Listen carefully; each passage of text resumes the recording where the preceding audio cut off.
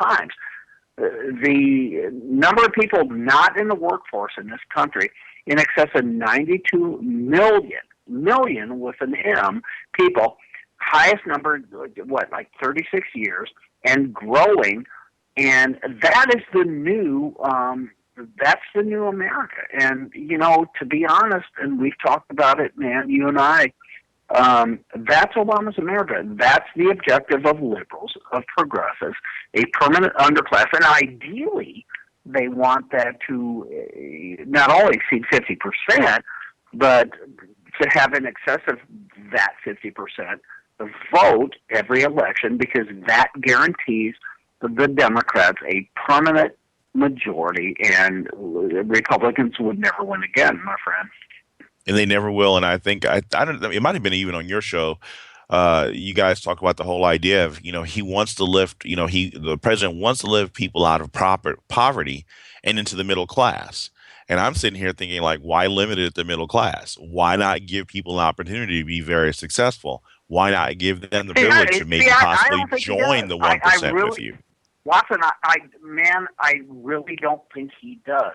I think he and the Democrats, the left-wing Democrats at least, they want to exactly keep people not necessarily in poverty, but in the underclass. And there, we could argue the differences between the two, but they being the progressives, the liberals, they want to grow as large as they can, the group that is dependent upon the government for literally subsistence, for their lives. They want that, man. And it just can't happen. I think what people need to understand is when we get to the process of rebuilding America, we have to understand that the government is not supposed to be our parents. They're not supposed to be part of this nanny state. They're supposed to basically not even oversee, but mediate in certain circumstances. But it's the responsibility of the average American. Every American is supposed to get out there and figure out a way that they can contribute to the system to make America successful. It's not the government's responsibility to create jobs. Actually, their responsibility is to back away and let jobs be successful.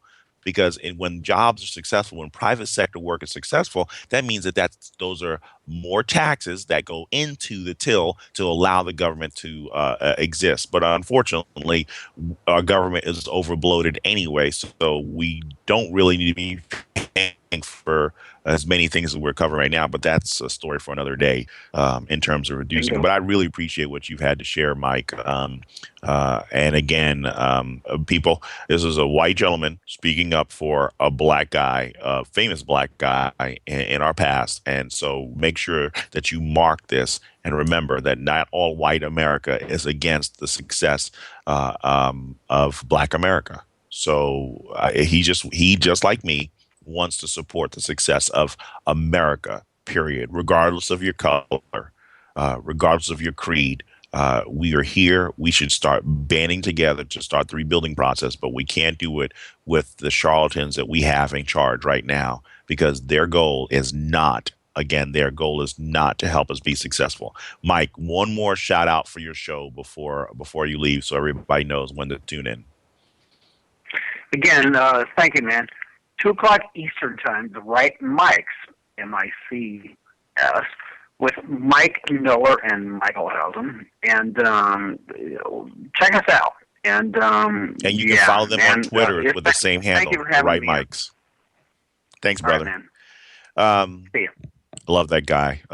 He's just really blessed me and humbled me. Allowed me on his show many months ago, and we've always had great conversations, and that's what I enjoy doing. That's what I do on Monday with Jason, and that's what I love doing with Mike and everybody on this network. We have great conversations.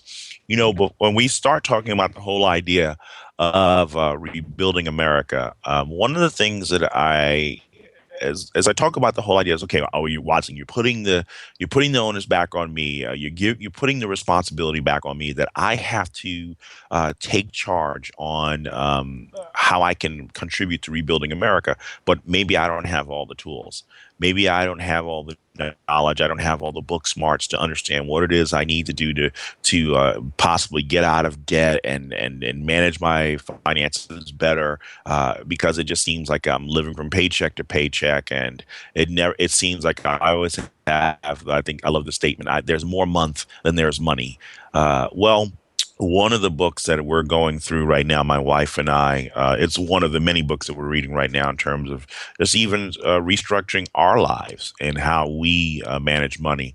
Now, a lot of people may not completely agree with all the principles that this guy says, but I think that there's some really good ideas of that's a good fundamental understanding of economics, how you manage your money, and why most of us are in the positions we are. The first book I'm reading is The Total Money Makeover by Dave Ramsey. I think there's some really interesting things for you to learn, and I would recommend it as a high read to help a lot of people get out of that paycheck to paycheck mentality and learn at better managing their debt, because it seems like so many people are focusing on just living on not only from paycheck to paycheck but on credit, and honestly it's not a healthy way to live. It just puts so much stress, because then you're working three, four jobs to pay for the interest on buying a Happy Meal. So instead of that Happy Meal being $3.50, it turns out to be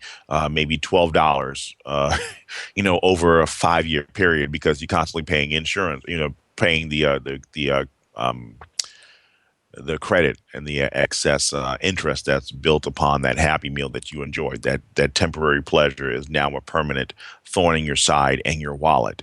Uh, the Total Money Makeover was eye opening for me. It's eye opening for my wife. She's reading Financial Peace by Dave Ramsey right now, and maybe Dave Ramsey's not the favorite person you've heard, but I would recommend, if you want to start rebuilding your life the right way, it's going to have to. Well, for me, I would say starting first with your faith. For me as a Christian, but I know everybody's not going to make that decision.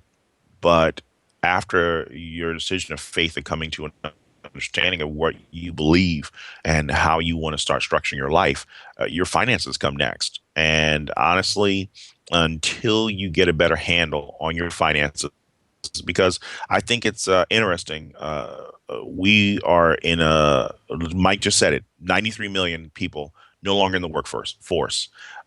And yet it still seems like the same amount of people are rushing the Walmart stores on Black Friday. Jess, were you out there during Black Friday getting trampled or anything like that?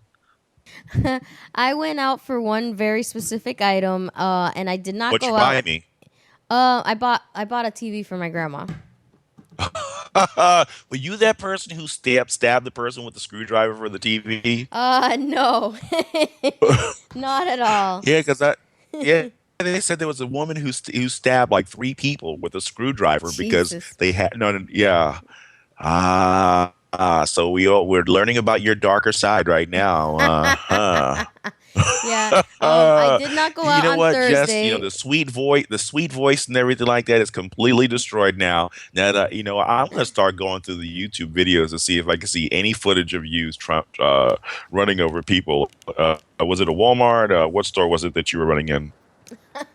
What store did I buy it from? I think I ended up buying it from Target. Um, Target. yeah, Okay, this is Target. Target. It's Yeah, Target. Target. Well, you know what? I'm just disappointed that you didn't buy me a MacBook Pro. I tried to get Haslam to buy me a MacBook Pro, but he I won't do it right now. So, The funny thing is uh, that even on go Black ahead. Friday, their best sale is like $100 off. I'm like, yeah, no, thank you. Exactly. I mean, because that's what the normal price is that they'll sometimes give you. If $100 off for a MacBook Pro is what they give you if you're a student, Yeah, and it's like, honestly, yeah, that's really not that big. exactly. Well, I just, when I think about, again, we're not managing our money right. We're struggling from paycheck to paycheck, and sadly, one of the things that they tell us when you're investing in stocks, they say diversify, diversify, diversify, diversify. But it's interesting that people only want to apply that when they're investing in stocks, but they never want to apply that when they're investing in employment. Some people like, this is all I'm going to do, my 9 to 5, but they never venture out to do anything different. They never try to make themselves marketable. They pigeonhole themselves in one particular career. And so 20, 30, 40 years later, they never learned how to operate a computer. They never learned how to get on Facebook or Twitter. And even with me and 25 years of IT experience, I'm just now getting the handle of some of the stuff on Twitter. I'm just Hey, basically trying to keep up with everybody. Twitter, yeah, I barely use Twitter myself, yeah, it's true. It's I think a lot of people consider the job just what I do, 9 to 5, and that's it, and don't really care about they don't think about that as being a part that could enrich their lives or anything like that. It's just what I have to do so that I can do the rest of the stuff that I want to do later. Whereas, like, I think you could probably find a way to do both, at least to a certain extent, you know? Agreed, agreed. And but you know what?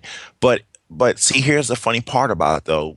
When we start talking about the narratives, if everybody's a victim, I can always cry, woe is me. I was never given an opportunity. I'm sorry, I'm black, and no one, they looked at me and they thought that I just didn't have the qualifications. And it's like, stop this, stop the violent songs and just really get off your butt and do something. I was, arguing with someone on Twitter a couple of weeks ago, and this was a black guy out of L.A. And this guy, you know what?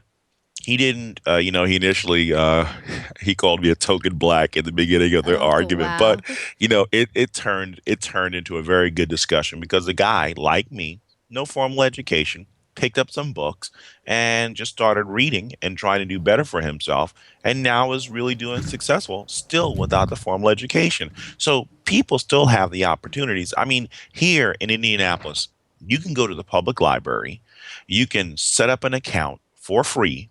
And now this is what I know that they were doing a few years ago. It's been a few years since I've been there, so maybe they've changed the format, but this is what I knew that they had available years ago. You could sign in on the computer, and if you wanted to learn a language, you can do that for free. As many days a week you wanted to, go into the public library, sit at the computer, learn a brand new language. Oh, that's Just awesome. like that. Yeah, for free. Yeah, that's totally cool. I You can't believe know, that. I'm sitting here trying to figure out how do I get my $229 together so I can buy Rosetta Stone. And I was like, no, I'm just going to go down to the public library. And Well, do I it for love free. learning languages, but I Yeah. mean, what have you do they even offer things like that in Florida? I don't know about at the public library, but they do have like different like skills, things like getting your finances and classes and things like that that they offer through the either the community center or the public library system or whatever. But they might even have that language thing. I just never knew about it. I do know that even there's apps like that you can get for your phone. There was one that they offer it for free. It helps you learn a language. It's pretty cool. I mean, so this will be the homework assignment for everybody between now and next week. Is you have to go to your public library, do some kind of research because of the fact that understand the government is not going to do this for you. You have to take the responsibilities of taking back your life and figuring out a way how you can be a success without depending on the government to make it happen. You basically have to act like the government doesn't exist. You're basically on your own and you have no one there that's going to support you to do this. You heard Jessica say it. You can go to community centers. You can go anywhere to find out this information, figure out how you can learn. Because what I'm hoping is, as when I talk about battle for freedom, I want everybody to understand that we all have that opportunity and that freedom to contribute to making America successful. And it starts with one person at a time. I really enjoyed everybody tuning in. Really appreciated Mike Miller calling in. Just a great guy. And thanks my island sister for connecting and keeping me in charge. I mean, in check. This is Watson Prunier for Battle for Freedom on Vigilant Liberty Radio. You can follow me on Twitter at Battle for Freedom X and www.battleforfreedom.com. God bless and good night.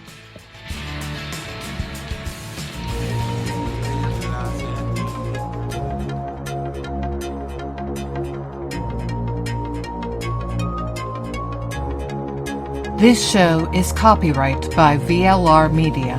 All opinions of